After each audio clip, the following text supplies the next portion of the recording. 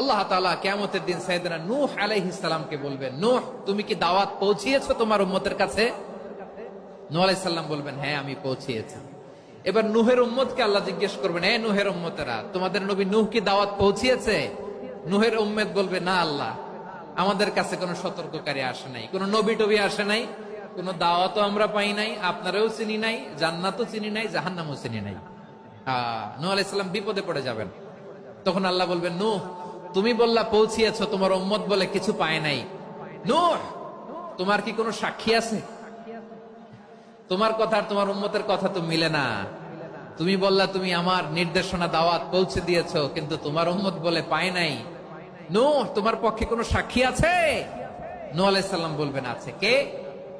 উম্মতে মুহাম্মাদী। তখন আমরা বলবো, আল্লাহ, আল্লাহর নবী নূহ আলাইহিস সালাম তিনি আপনি যা যা বলেছেন ঠিক তা তা তার উম্মতের কাছে পৌঁছে দিয়েছে।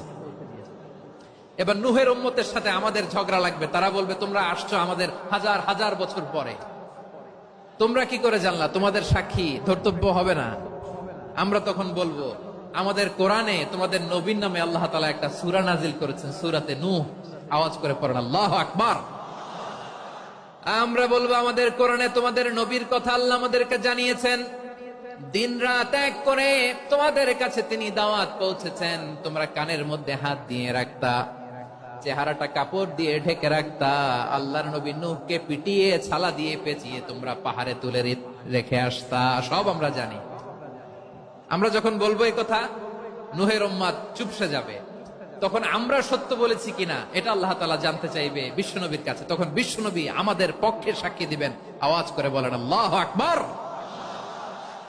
এজন্য আল্লাহ বলেন, নবী আপনি হচ্ছেন সাক্ষ্যদাতা, সব নবীদের উপর আপনি হবেন সাক্ষী, আবার আপনার উম্মতের সাক্ষীর উপর আপনি হবেন সাক্ষী।